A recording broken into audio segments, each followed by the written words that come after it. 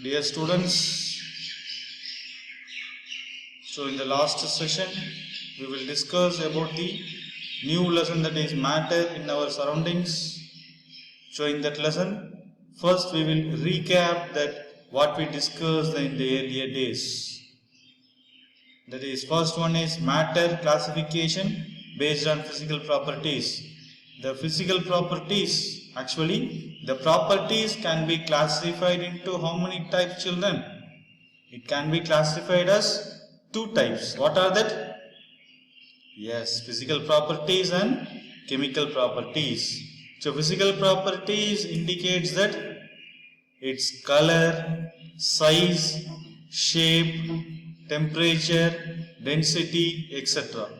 Chemical properties deals about, so what happens when that element or compound is reacted with acid, bases or some other substance. So that is the major difference between the physical properties and chemical properties. So now in that session, last class, what we discussed, that is matter classification based on physical properties. So in that, the matter can be classified into three main classifications are there. What are they? Solid, liquid and gases. The solid, it has the definite shape and definite volume.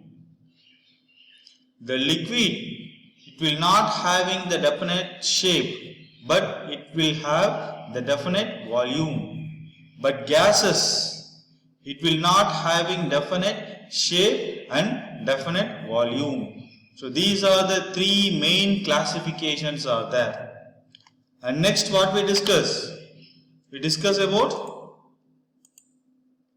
the plasma and Bose-Einstein condensate. So what is by plasma, children? The plasma means it has very high energy and very high charged particles are there. The Bose-Einstein condensate means the temperature, it will be 0 Kelvin, that is minus 273 degrees Celsius. So that the energy is almost zero. The energy is almost zero. So the plasma and the Bose-Einstein condensates are opposite to each other. It is opposite to each other. And next, what we discuss? We discuss about matter is made up of particles. So in that we will do some activity, no? So we have to take the beaker and we have to half fill the beaker with water, and after we have to add some little amount of salt in that. So what will happen? The water level does not increases. The water level will be constant. What is the reason? Because the particles, the salt particles are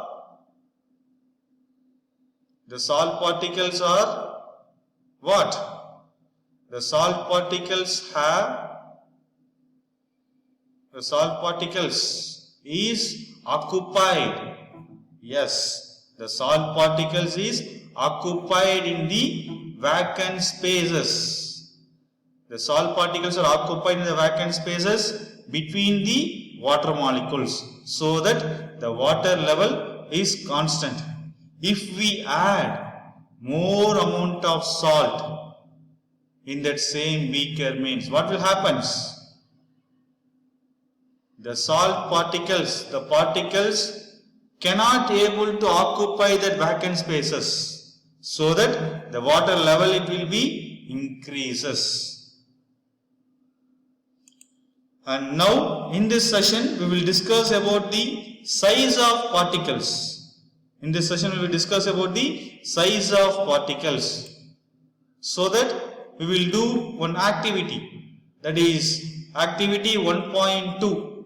Children, take your book and see the activity 1.2.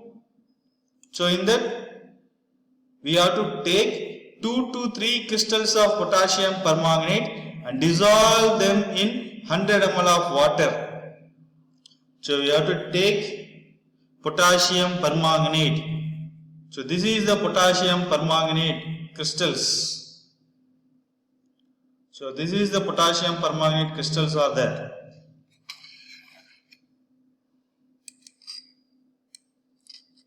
This is the potassium permanganate crystals.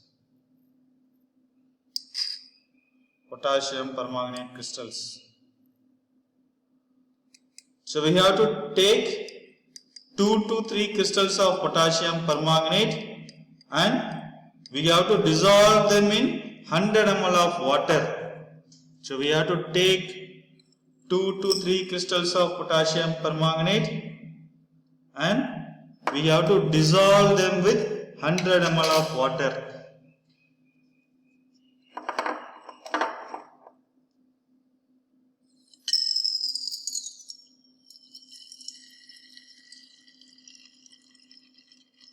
We have to dissolve them with 100 ml of water.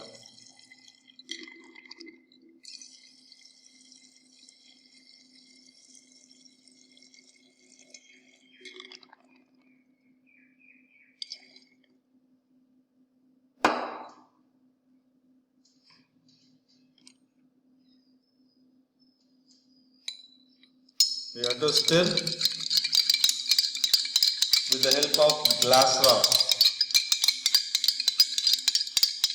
Dissolve the potassium permanganate crystals in water. We have to make it confirm all the crystals are dissolved. You can see in that bottom whether the crystals are dissolved or not. We have to stir it.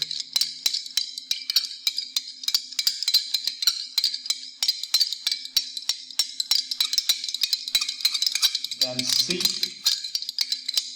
that no crystals are available in that conical flask. We have to confirm it.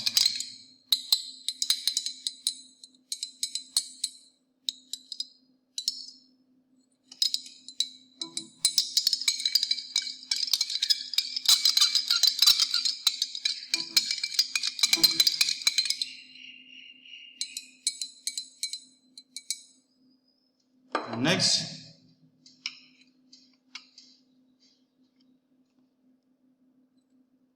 so this is the potassium permanganate solution.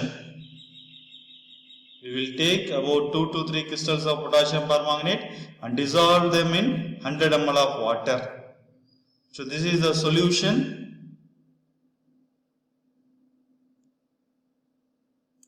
And next, we have to take out approximately 10 ml of the solution and put it into 90 ml of clear water. So we have to take approximately 10 ml. We have to take approximately 10 ml.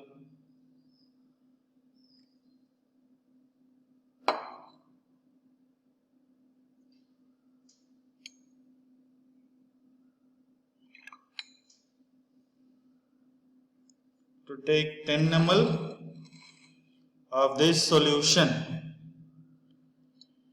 and we have to transfer the 10 ml solution to another clear conical flask.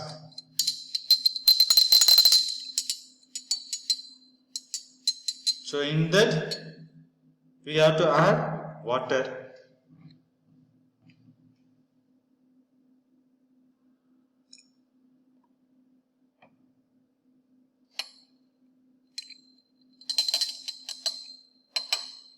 We have to add up to 90 ml of water.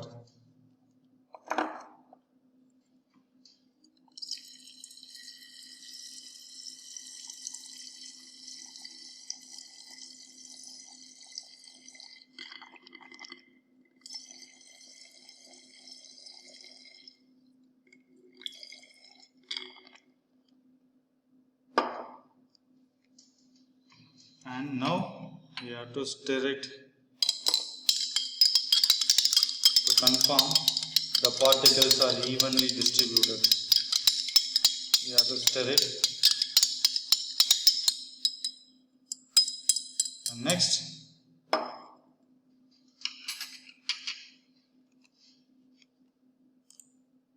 we have to take out 10 ml of the solution. we have to take out the 10 ml of this solution.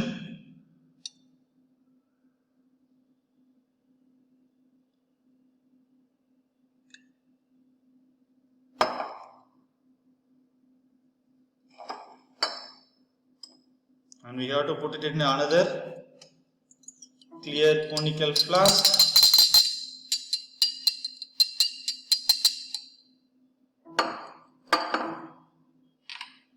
And we have to add another 90 ml of clear water. We have to add 90 ml of water in that conical flask.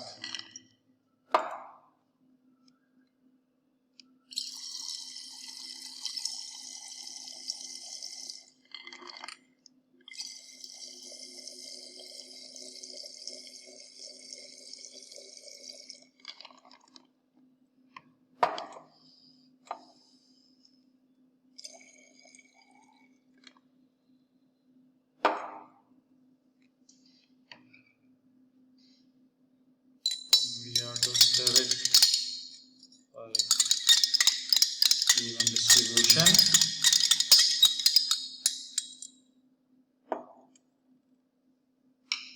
And so keep diluting the solution like this 5 to 8 times. So we have to do the diluting the solution like this for 5 to 10 times. What is it by diluting, children? The dilution is nothing but addition of water.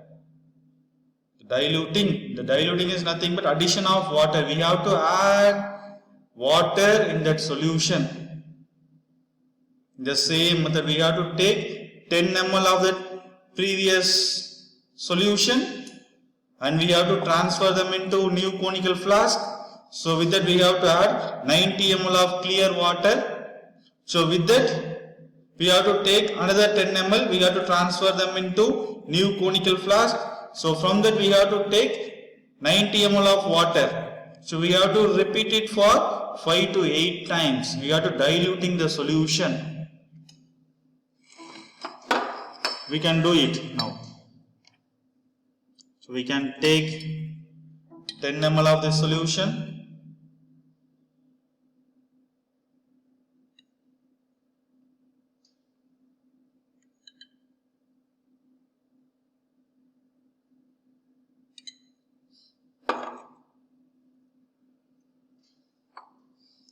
We can transfer into the new conical flask. So and that we can add 90 ml of water.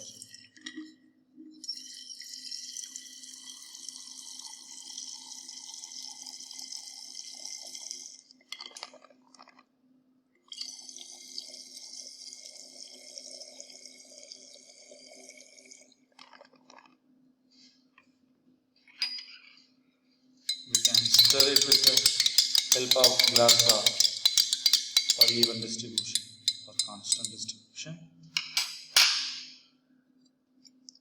So this is the solution. We can get it.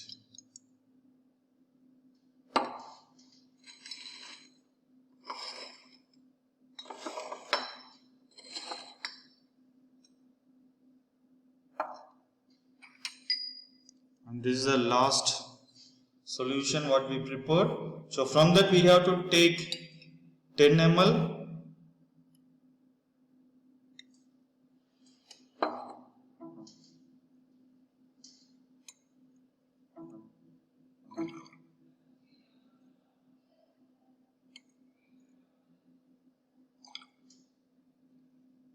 We can transfer them into the new conical flask.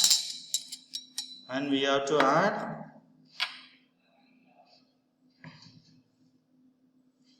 90 ml of water.